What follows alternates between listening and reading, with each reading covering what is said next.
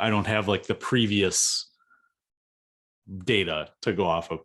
But the guys who have been here, of all people, you don't have the data? no one has the data. Oh, She hasn't played one match each. Like, sounds like an excuse to me. up for it, Chris Brown your ass. Bitch better have my money.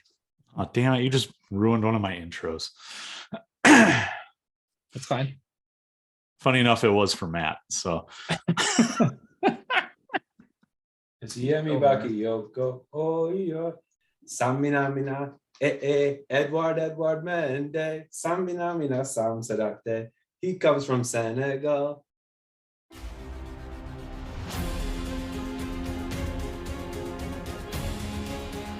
and I think going out and get Saul was the top transfer of the market for Chelsea.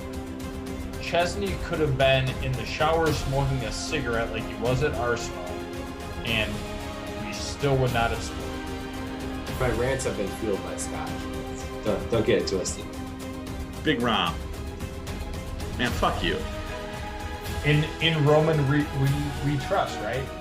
You and me are going to have a battle royale about Jorginho and diving.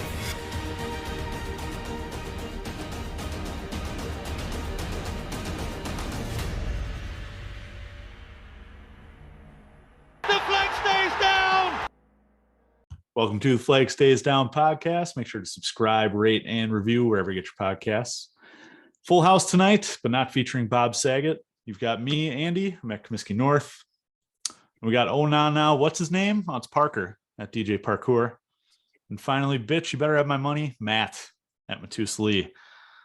Lost a little steam with that intro. The guys ruined it in the pre-pod. So, Matt, how you doing? That's awesome. Doing well. Had a busy day today, but here with the boys. Super Bowl Sunday, so definitely be keeping up with the game as much as possible. Although me personally, I'm more invested in the commercials than anything. But yeah, we're here. The boys are here. It's a good night. Parks, how are you? I'm just wonderful. It was good to see the Rihanna halftime show. I feel like the past couple of years have been that's been the show. I mean, that's really been the highlight for me, has been our halftime show. So thank you, Collins, for adjusting the intros to reflect two classic Rihanna songs. So it's been a good Sunday, boys. Got to head to one of my favorite breweries, Falling Knife in Northeast Minneapolis. They were hosting a pinball tournament, so good time to get out, play some pinball, drink some beer, and catch up with some friends that it's been way too long since I've seen and hung out with. So all is well in Minnesota land. I also drove home with the windows down. Oh, that was awesome. It is nice and warm here. Snow and ice is melting, and it feels like spring is around the corner, which usually means we're going to get kicked in the nuts in the next couple of weeks and get downpoured. March is historically our snowiest month, so it's coming. But we Minnesotans, we still have some optimism. Push forward always, and we take our days when we get them. So today's been a good day.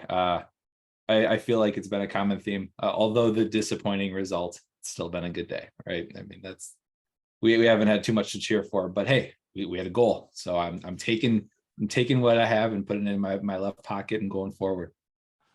Baby steps. Collins, how are you, bud? Yeah, no, it's been a good weekend.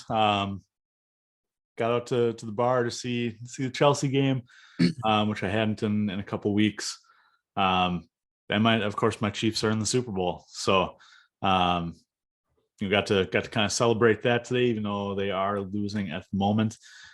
But boys, talking just a little Super Bowl, because this is America, and that's football, right? Number one, what do you make of Rihanna's halftime show? It seems to be kind of a meh performance, is what I'm reading here. Parks, go ahead. I think where she's going to get downgraded is she features on a lot of superstar songs, and no one really came out to to join her. I know a lot of people typically bring out all the stars and it kind of makes for a star-studded performance and it kind of brings some flair to it, but I don't mind it. Rihanna's features, she's got a lot of really strong like refrains and hooks to songs and whatnot, and a lot of like memorable parts of songs. So playing her greatest hits I thought was totally fine. She did look pregnant, so it seemed like she was less active during her performance. I'm not sure if that was 100% correct. Carolyn is the one that pointed it out. So, but I enjoyed it, man. I like her music, and she did enough for me to be happy with the performance. Yeah, and so it's funny you bring that up. Her being pregnant, because I was talking with Molly, and apparently she just had a kid.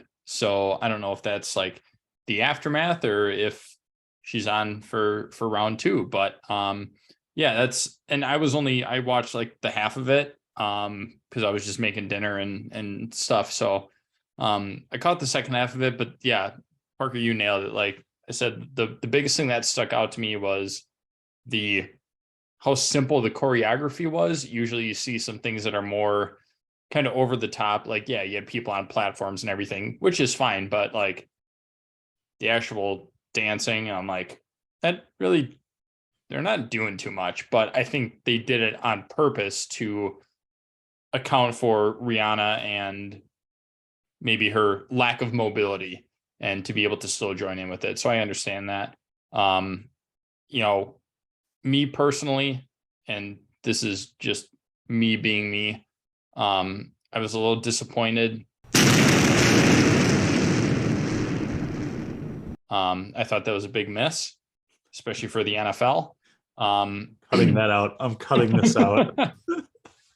But I did, once all of the lights started playing, I was like, is Kanye really going to show up? But I was like, nah, the NFL probably won't let that one slide.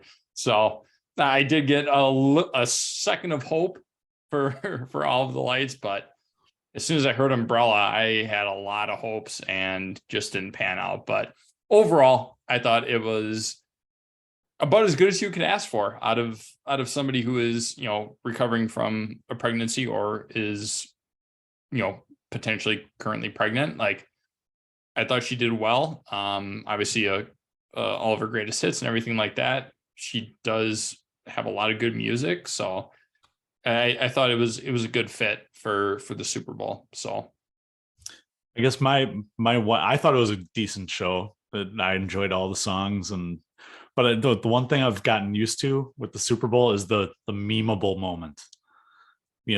Last year you had Fat 50 Cent. You had, who was it, the Weeknd getting lost in the mirror maze. You had Left Shark with Katy Perry.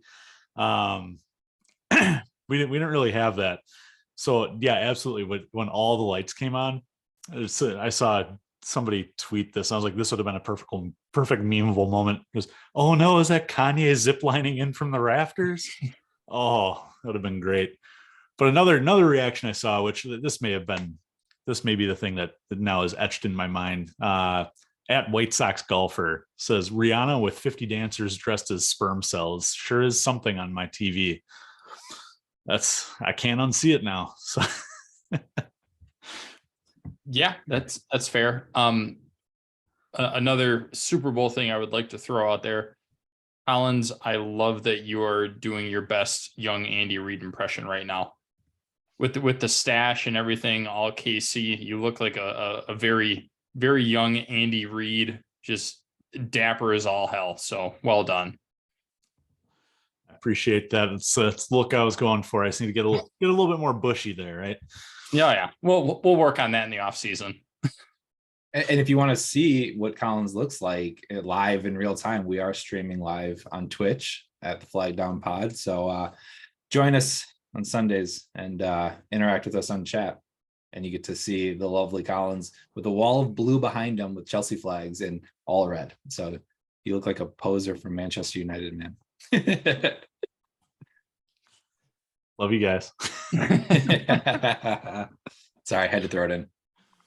All right. Well, tonight we are on episode number 27, which means we're going to be toasting to one of the following. And boys, like I said last week, we're getting into slim pickings territories here with the number 27.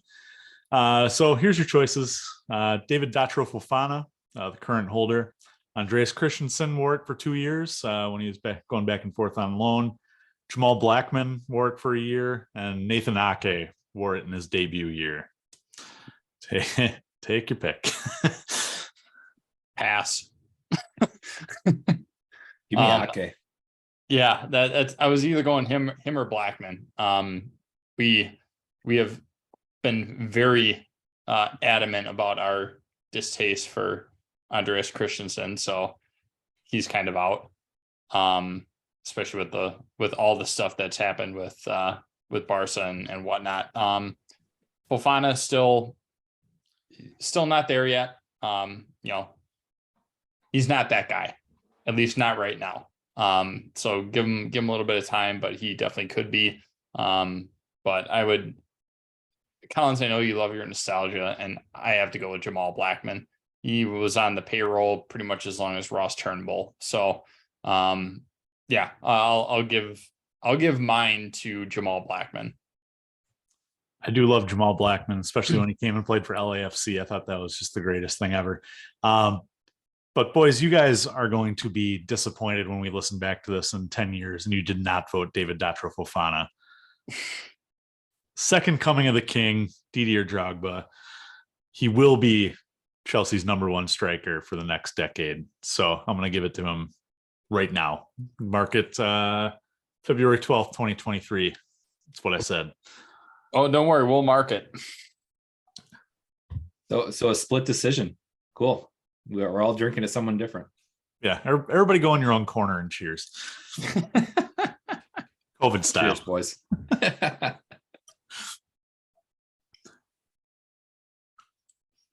All right. Well, contrary to popular belief, we are not spending this pod talking about the Super Bowl or random Chelsea players who wore random numbers. We do have a match to discuss. 1-1 at the London Stadium against West Ham. Positive first half, shaky second half, and controversy to finish it all off. So on tonight's pod, we'll discuss handball, the left side, and Graham Potter, which now is just a recurring segment at this point. So we'll come up with a name for that at some point. But boys, let's first, before we get into any of that, I just want to real quick acknowledge João Felix scores his first goal for the club. Enzo Fernandez with his first man of the match for the club, also picks up an assist. There were positives in this one. But unfortunately, as always in the Premier League, refereeing controversy seems to cloud all of it. So who wants to start with this handball? Sure. I'll kick it off. And I'll just to make one point, and then I'll pass it because it's not that long of a topic. But the one point I'll make is once again, the Premier League shoots itself in the foot by not having like a really clear definition of a rule. And I listened to a lot of people talk about it after the match and discuss on social media, whatnot, and people were bringing up the rule book. And if someone's going to ground with the intention of blocking a ball, like if the intent is that, then it should be deemed a handball. If that's why you're going to ground is to block, it's not like you're falling and you're trying to brace yourself. The rule book tries to define what a natural hand body position is and things like that. But if you deliberately go to ground and your arm is going down at your side, I don't know how it's not looked at. I think that was the biggest disappointment. Was it was a really, really, really quick check. Meanwhile, the West Ham offside, which he was offside by like a full yard and a half, took 3 minutes to decide if he was offside. And I mean, the Kai offside was way thinner than that. The Joao Felix offside was way thinner than that. And the handball was not even reviewed. There was no break in play to review it. And so people talk about Chelsea agendas all the time. I try to ignore those people and not think that there is. But when I see stuff like this happen, it really fires me up and says, like, how is that not even looked at? Go look at it for 5 minutes and then call it not a handball.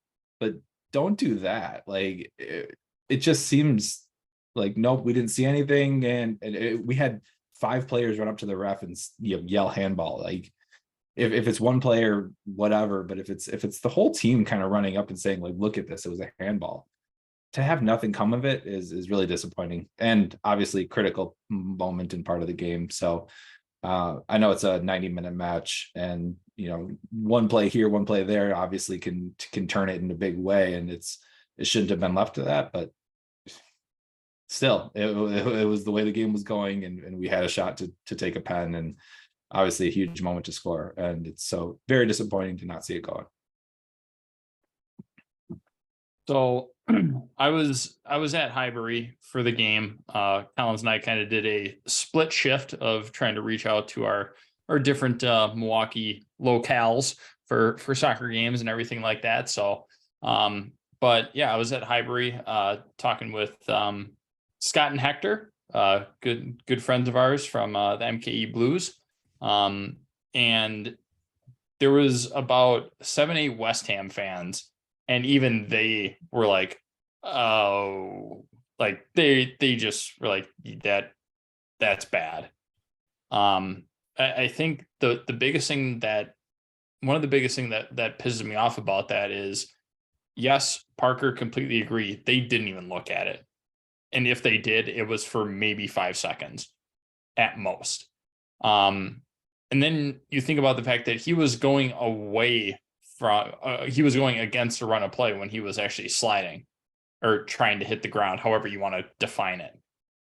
Is, I understand bracing yourself, but when you're already down at that point, your legs and your hips and everything, like, they're bracing your fall. It's not like you're actually taking a tumble or anything like that. Like, you're already kind of being braced when you do slide like that. His hand went down in a position, I wouldn't say it was unnatural.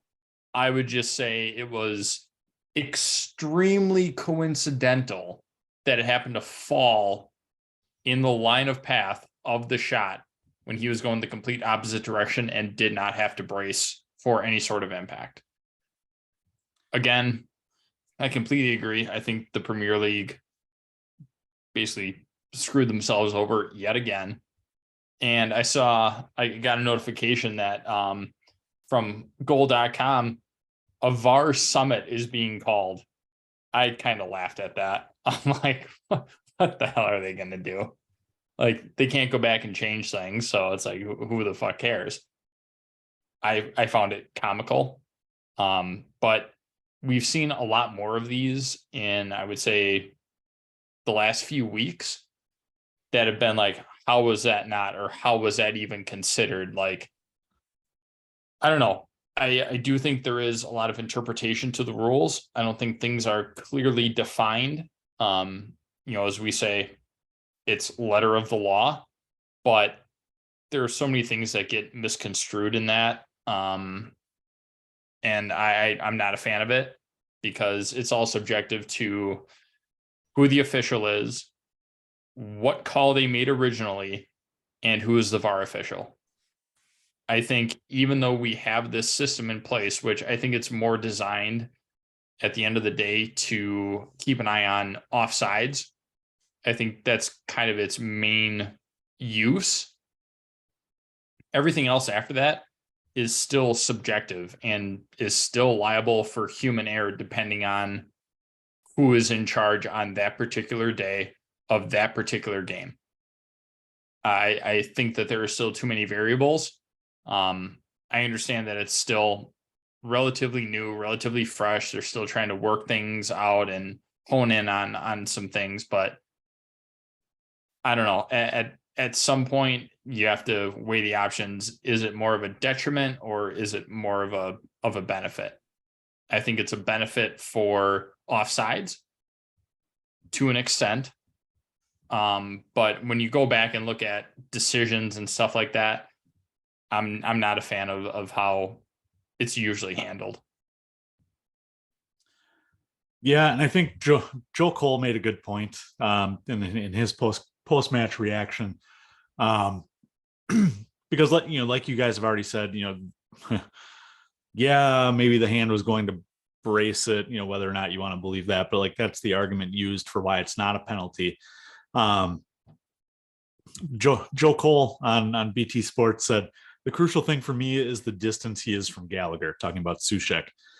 If he's right next to him, if he's 2 yards away, you can argue no penalty, right? Because then it's just bang, bang play. But when you're that far away, you get a split second and he knows what he's doing. It's a penalty. And I 100% agree. He had, if he's going to brace himself, at that point, you can see what trajectory the ball is taking. It's at that point, it's not necessarily a bang, bang instantaneous play. You got the, like Joe Cole says, that split second to decide where you're going to put your arm. Absolutely. He knew what he was doing. And the penalty itself, at that point, I was kind of resigned to us only taking a point at West Ham. It didn't bother me a whole ton because I was already pretty pissed off at the match to begin with. What bothered me was Graham Potter in his post-match reaction. He made a couple quips about Sushek being the goalkeeper, and sometimes you need your keeper to save a game for you. But overall, just his demeanor in regards to the penalty, in regards to, I guess, fighting for your team, was poor. It's not what I want. I like the Mourinhos, I like the Ancelottis, I like the Contes, who are going to go out and it's gonna be a fine, but I'm going to say what I need to say and stick up for my team. I'm struggling to find his exact quote, but it was something basically like, we're just not getting the bounces at the moment. I can't really be mad at it. Like, that's life. Like, no, this is Chelsea. Chelsea is life, but you're one of the top clubs in the world, and you're not trying to make a statement about how poor refereeing decision this was. Fight for your guys. If I'm in that locker room, that loses it for me, right? This guy's not willing to stand up for us. Why should I fight for him if he's not going to fight for us? It's bad optics, and it very much is a mid-table mentality. It is a Brighton mentality, not a winner's mentality. It's without a doubt different than what we're used to. I don't know if it's bad yet, because I think you can still win a locker room and have a quieter demeanor and not be Jose Mourinho. I think if we win that match and he has the same kind of demeanor, it's all fine and well. It's a matter of that he's not getting the results right now. But if he's behind the scenes working and figuring things out and managing people, right now his biggest task is managing a massive squad. And so I think if he can do that behind the scenes, then he's the right guy for it. Obviously dealing with the press is part of the gig at Chelsea, but that's a small piece to me. It's not a huge piece. And I get winning the locker room and losing the locker room and stuff, but he has opportunities to win the locker room on every single training ground day, every single pre-post match with his boys in a locker room. It's not necessarily only comes down to the things he says to the press. Handling the press is different than handling the locker room, in my opinion. Yeah, I think the biggest thing, and we've heard talks about this. Collins, I think you were the one that put it in our group chat. Like the guy that they hired from the All Blacks, New Zealand rugby team, like the no dickhead mentality. To me, the biggest thing that we're facing with this club right now is old guard versus new guard. And I think that's kind of where we're at. Like, when you bring in that many players that are that talented and young to basically replace you, yeah, you're going to have some ripples and things like that. I mean, we can probably figure out who those people are pretty handily, like who's okay with everything and who's not okay. We can pretty much sort that out. but it's him managing it. I like kind of the subtle jab at, Souček being the goalkeeper. I got a laugh out of it. I think that's probably the best way he can do it without getting fined, right? Marshawn Lynch, I'm just here so I don't get fined, right? Like that's kind of how it is right now, is like, yeah, he took his jabs, but it's not in a way that's necessarily going to be a bad look on the club or anything like that. I think that there definitely is a shift in, the Chelsea way. I love a good rant as much as the next person. Would I have loved to hear what Mourinho would have had to say? Absolutely. That's just entertainment right there. But I think he's at a point right now where he's still figuring out how to make the entire team gel. And it is a big team, 33 players on the roster right now. It's a lot to manage and trying to get game time for everybody and things like that.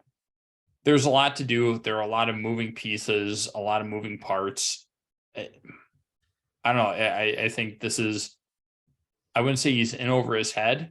I just think that he is still figuring out where he is going to get the most effective 11 out there on the pitch and who those 11 are going to be. Okay, since we're already on the topic, let's skip the left side topic for now. We'll circle back around to that. Let's talk Graham Potter here. And Matt, just right off the bat there, exactly to what you said, he's trying to figure out his best 11. Since taking over at Chelsea, he has made 84 changes to his lineup, the most out of any Chelsea manager in the Premier League era. Mm-hmm. And keep in mind that the amount of transition that Chelsea has had in the Premier League era.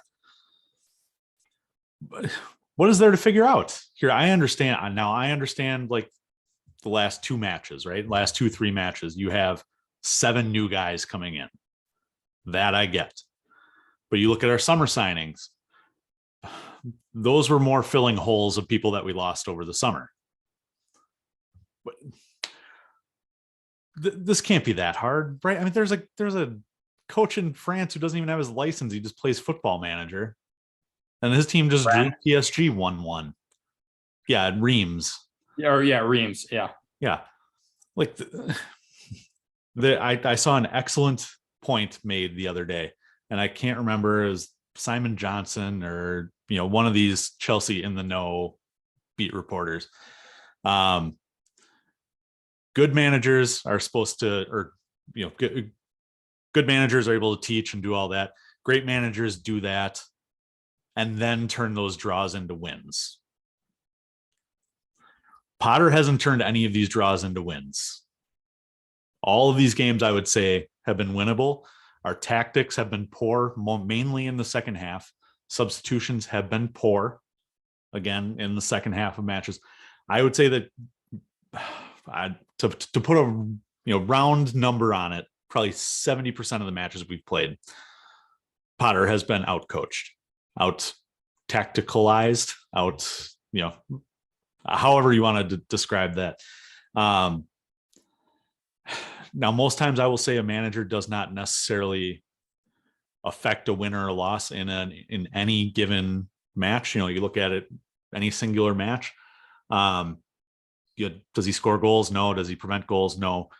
But the tactics that he lays down in the middle of the week, the training that he does, directly affects that, right? And if the people, the players aren't on board with those training methods, those techniques, those tactics, it shows. And I haven't seen any improvement from the guys who he has taken over from Tuchel. Excluding any of the new players signed in the last couple of weeks. A lot of the new guys, Raheem Sterling still too slow in attack. Mark Cucurella still can't find his other left side partner.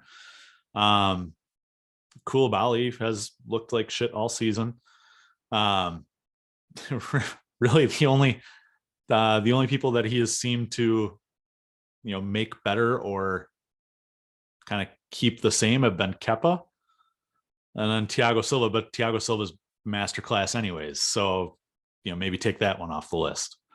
I don't see necessarily what Potter has brought to the table other than bringing his scouting and recruitment team along with him. I just have one quick question, because there's some of that I agree with, but one thing I don't see what he could have done different was substitutions in that match.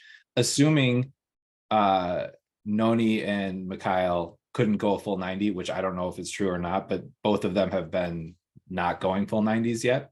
So assuming they both had to come out, what would you have done differently? I would have taken one off. I'm not sure why Mikhailo couldn't have gone a full 90. He wasn't doing much because he wasn't being fed the ball. So I think he absolutely could have went further. I can see why Madueke was subbed off. Absolutely. Like, that guy was running the whole damn match. But to put a very much struggling Mason Mount on was confusing to me. So the Mudryk thing is, I guess, the key cog in the sub issue to me. If you're going to bring Chilwell on, why not bring Chilwell on and then see what Mudryk does? Why replace that whole side? I don't understand it, but I thought Mudryk, the times that he touched the ball, did very well. The thing was, he wasn't being fed by his counterpart on the left side. So my first move would have been throw Chilwell out there, see how that goes for 10 minutes. And then, if Mudryk's still not doing it, or if he's still tired at that point, then you pull him. Yeah, I figured he had a cold the last game and he hasn't gone a full 90 yet. And so 67 was probably all he was slated to go regardless. At least that's what I'm assuming. I know it's an assumption, but I just I look at these subs and it's like Ziyech for, is Ziyech in on the right side? That makes sense to me. We don't have anyone else. It's like Raheem Sterling would be your only other person you put in there. It's like Conor Gallagher for Ruben Loftus-Cheek, especially in a match where you don't have Conte or Kovacic. It's like, again, don't have anyone else. And, despite all of the shit he's gotten, I thought Mason Mount actually did well when he came in. So I know he has been struggling, but I don't think he played poorly at all. So didn't mind that sub either. I would have loved to see Mudryk out there with Chills, because it is a more attack-minded left side then, and I think that was an issue we'll get to. But assuming he had to come out, those are all the right moves, in my opinion. See, but even then, Matt, we'll get to you in a minute here. But no, you guys are good. Go ahead. Even then, Ruben Loftus-Cheek arguably was a top 4, top 5 player in the squad up until he got subbed off in that match. I'm certainly not saying he's a world beater and deserves to play 90 minutes every single match, but in this specific match, he was doing his job very well. Him and Enzo had a fantastic partnership there. Again, it's a sub that I didn't necessarily understand at the time, especially when we were creating the way that we did. And a lot of that was through the Enzo and Ruben partnership. But RLC hasn't played a full 90 in months. He's coming back from injury as well. Like, these guys aren't full-time players yet. They're not. A lot of the people that got subbed off have either come back from injury or haven't been playing full 90 stretches yet, as they're getting reacclimated or acclimated into a Premier League. It's not like Thiago Silva, who plays 90 each and every match, he gets subbed off randomly. Like, that's not what we're talking about. RLC hasn't played. Like, he hasn't played. And I think that's, again, you look at them all individually in a vacuum, like, I can understand the reason for them. But what it seemed like over the course of the match was a very, like I said earlier, a mid-table mentality of, oh, guy's tired, sub him off, right? But this is still Chelsea. We are still fighting for things. Top 4 is attainable. It's very slim, but it's attainable at this point. And it seems like he subbed off our 5 best players on the day. Okay, 4 if you want to take Cucurella off that list. Some of these guys might have to go a little bit longer to start pulling out wins. Otherwise, we're going to end up with a bunch of draws and a bunch of losses this year.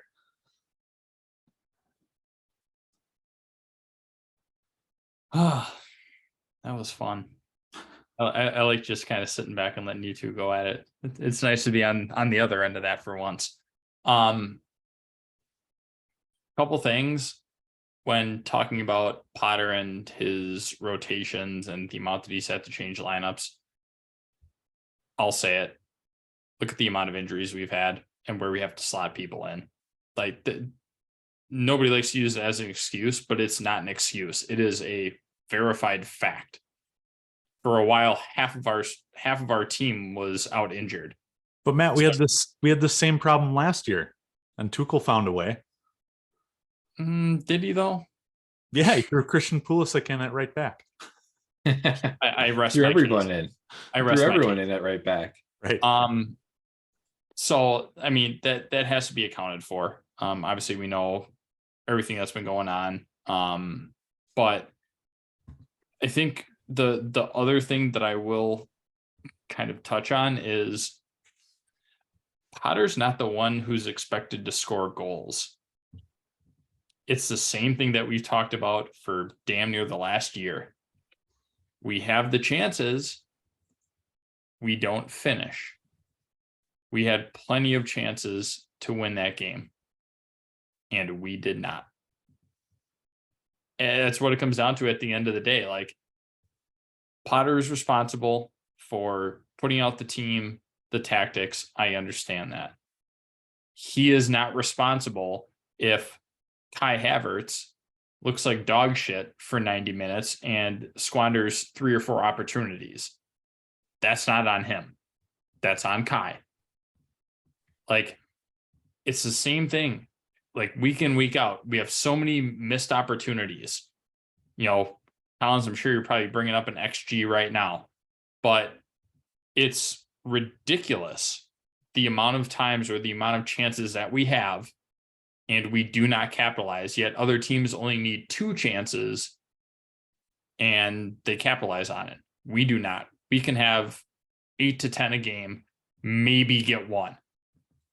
Other teams can have 4 to 5 and they'll probably convert 2 of them. It's just not acceptable. Like, we're not solid up top. We know that. We do have new pieces that just came in who we have to work into the fold. I completely understand that. But he can't go out there. Potter can't go out there and score the goals himself.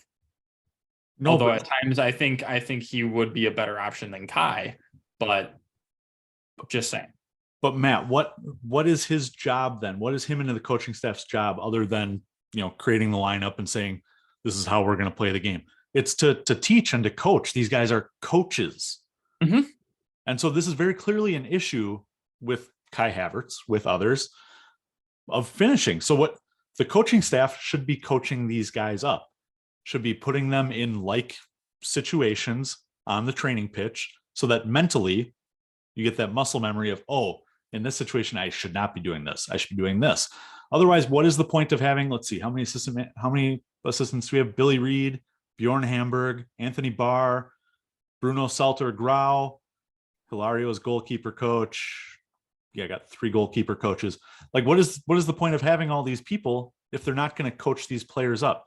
And talking specifically about Kai Havertz, this isn't like a new issue with him, right? This has been over his Chelsea career. And you look specifically at the one glaring issue, which I know your automatic comeback to this is, well, Potter's not the one controlling this, but it's something that he can coach up. This is a discipline issue, and that's the offsides.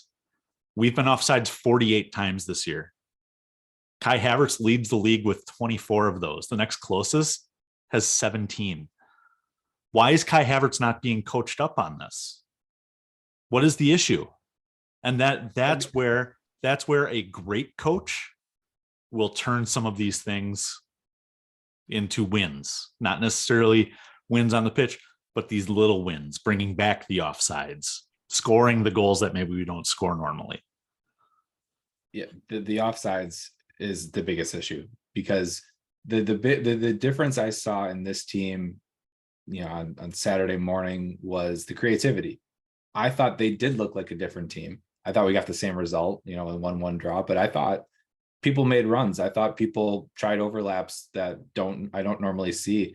Ruben Loftus-Cheek got forward. Granted, he has a heavy ass touch, and it didn't work out for it. But like, people made plays, and those offsides were fractionally offside, and they ended up converting goals. And so I liked it. I ended up seeing people make those runs. Kai Havertz take that ball down, go around the keeper, slot it in. I mean, I know it doesn't count for anything, and don't get me wrong, I'm not sitting here trying to praise Kai for scoring offside goals or having disallowed goals or whatever, but it does look different. It's not just Reece James down the right, cross balls in, and then lose aerial duels, or like the Kai header that he got to, where he put it a mile wide of the goal. Those were some of our best chances a month ago, 2 months ago, and that was one of our worst chances. So it's just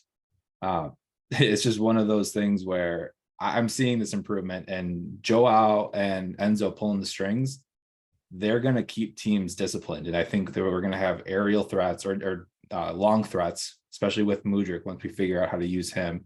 And if Chills is in there, if we figure out how to overlap with him, we're going to have these threats down the side, people in the middle who, when Kai came back to balls and was a target man, he played very, very well, believe it or not. So having him and Joao in the middle, and then having Madueke and Mudryk on the right and left, I mean, is going to open up. It really is. And then, Collins, to your point, I think Kai does lack a little bit of discipline in that arena. He has to. I think he's working on it, and I think that those coaches are working on it.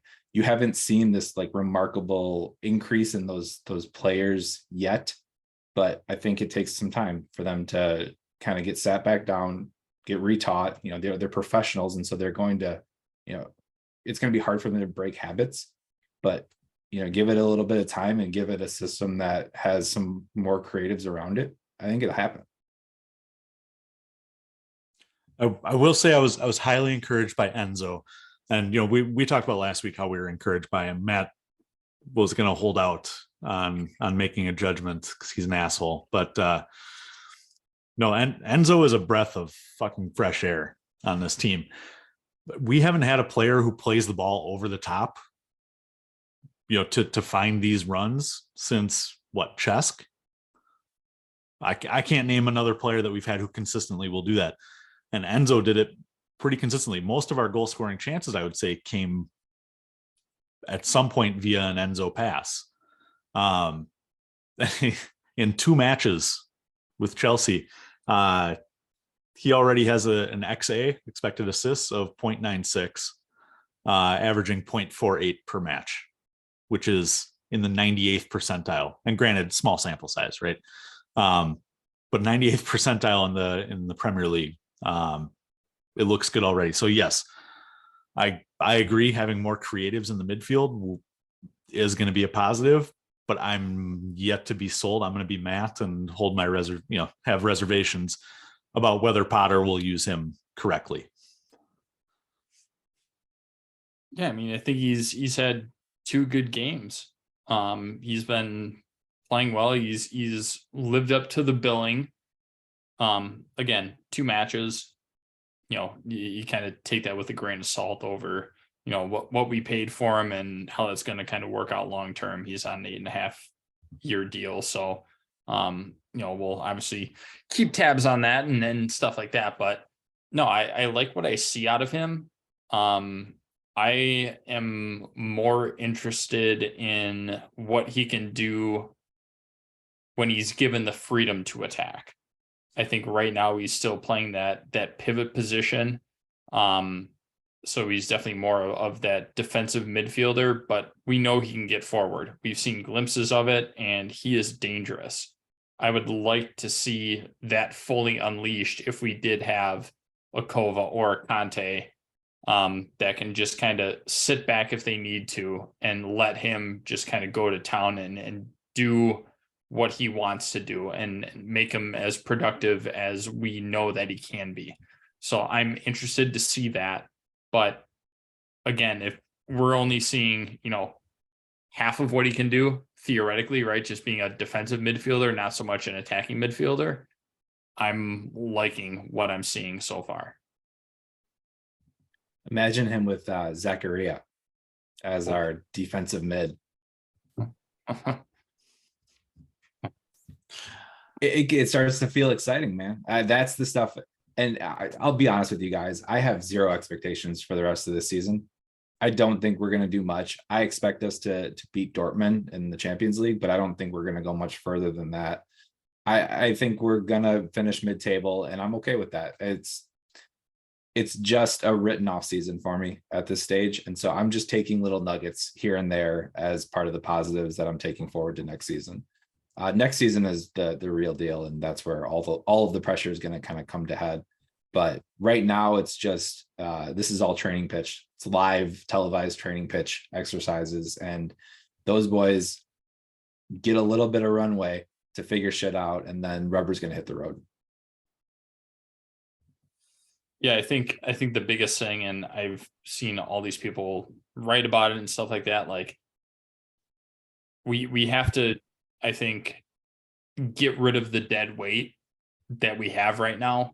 Like, we all know who was supposed to be all the players that were, lined up for January moves and stuff like that. I think once summer hits, we get rid of I wouldn't call it the bad mentality players, but we get rid of the people that have been rumored to be moved for a long time. And I think that we eliminate those distractions. And I think with that, we create the culture that we want at Chelsea, the culture that Bowley wants, the culture that Potter wants. We have to create that. And I think with these young signings, we're doing that, but you have to clear a path for them. And I think that's kind of where we're at. We're in that transition phase. I think once summer hits, obviously Bowley and Clear Lake are going to have no problem splashing cash and doing what they do. But I think as long as we can clear out some of the old regime, and maybe some of those like headaches or media distraction players, then I think we're set up to create a culture that we want Chelsea to be. Just breaking here. Chiefs just won the Super Bowl. So yeah, that's all I had on that. But Go you. Yeah, go me. It was all me. No, Matt, I agree with you to a point that some of this deadwood does need to be cleared. Ziyech needs to go. Pulisic probably needs to go. Koulibaly is already rumored to be going back to Serie A. Mendy probably needs to go. So you've got these pieces that definitely need to go. But at some point here, either Bowley / Clear Lake, the ones spending all of this money, or the think tank in charge of recruitment, may come to a conclusion that maybe this isn't the guy who should be leading this group. And now, granted, I'm a part of neither of the previously mentioned parties, and I don't see the trainings. What I do see is the matches every weekend, and I don't see this. I don't see it out of Potter, and I think it's better to correct a mistake early than to ride it out and potentially derail a rebuild, if you want to call it that. So I personally think he's out the door. I think he's a dead man walking. But like you guys have been saying, maybe he's given through early next season, to kind of ride this out. So we shall see. And we'll definitely make this our running segment here of what's Potter's status, right? Yeah, I don't know where you stand. I'll make my stance pretty clear, and I just think he gets to the end of the year to figure some stuff out. But the leash is going to be relatively short next year. I think, Collins. I agree with all of your points. I just think to have 3 managers in one season is going to be tough for any. It's just, it kind of further puts things in shambles. does take us a step back, whether you want to believe it or not. It does take us a step back then. And yeah, does that mean all of his guys go with him? We've hired a lot of key people in a lot of key places that we haven't normally had, and a lot of that's exciting. Collins, you were the first one to acknowledge that we haven't had a lot of these back office staff, and it is going to be good for our future and our projects and our recruitment and developing culture. And culture does not happen overnight like that. So if we have all the right guys in place, and we're the jury's out on the main guy, it might be worth rolling the dice on a little bit longer of a timeline for it. Yeah, I would agree. Culture is not built overnight. Collins, I know the teams that you support with American sports. Kansas City culture was not built overnight. Neither was the White Sox. So wait, White Sox have never had culture. So I'm just saying it takes time. Sometimes a lot longer than we wanted to, but it takes time. And I think that's kind of where we're at right now, is we want things to be pretty much as they were, right? You're Chelsea, you're one of the top teams in Europe. Like, we still wanted to switch over seamlessly, but when you sell the club, you blow up your entire front office. You have to hire a bunch of different people. You have a new manager. You're splashing cash left and right to bring in a bunch of new young players. And at this point, it seems like we can't offload anybody.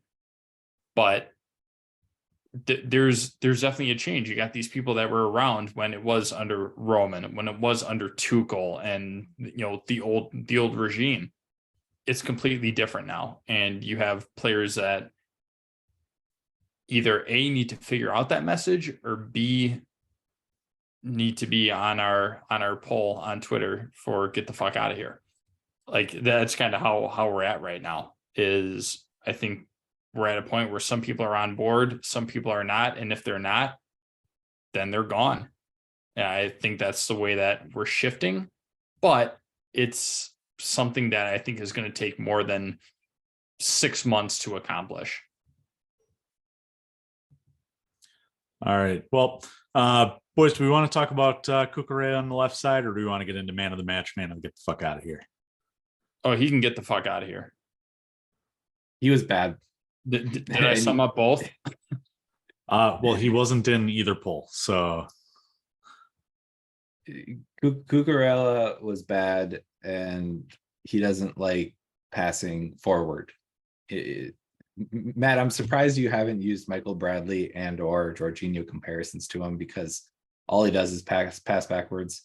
He does nothing positive in that attack. And yeah, I think it's really driving a lot of people crazy, especially now that we have such a weapon to focus on down that left flank. So yeah, frustrating is saying it lightly. yeah. Matt, how did I make the J5 comparison before you did?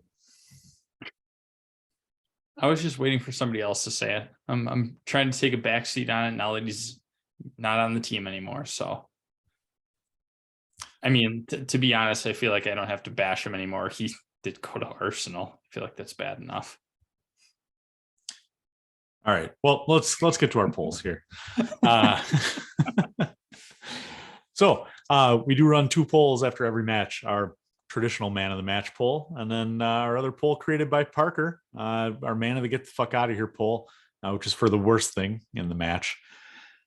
So only one match this week, so we will just get into it right away. Our man of the match got 4 options here. Enzo Fernandez got his first assist for the club. João Felix scored his first goal for the club. Thiago Silva, great as always. And Ruben Loftus-Cheek, surprisingly a great partner for Enzo. Who you taking, boys? For me, it was a 2-horse race and kind of a coin flip between Felix and Enzo. I voted Enzo. I thought he did a lot of positives. Yeah, my vote would be Enzo, and it's kind of unfair to keep Thiago Silva in there because he's always going to be in there. Like, we can't think of anybody, it's always going to be Thiago Silva. Like he should always be just kind of a lock-in vote. We should probably trim that down to 3. But yeah, I for me, I thought Enzo was slightly better than Thiago and João Felix. Well, let's sweep it, boys. I also had Enzo, and he was named the Sky Sports Man of the Match as well. So very clearly, us presenters and the people all on board with Enzo Man of the Match as he earns 46.4% of the vote on our poll. João Felix coming in second with about 39%. Ruben Loftus-Cheek at about 11, and Thiago Silva at 3. Now turning to our man of the get the fuck out of here poll. Again, 4 options. You got VAR, you got Kai Havertz being offsides, you have our subs, and you have Graham Potter. Matt, we'll start with you on this one. Who's your pick? For me, it would have to be VAR. Kai Havertz offsides. I'm so used to it by now. It's just like second nature, right? Like anytime you see Kai do something productive, your first thought is, okay, he was probably offside.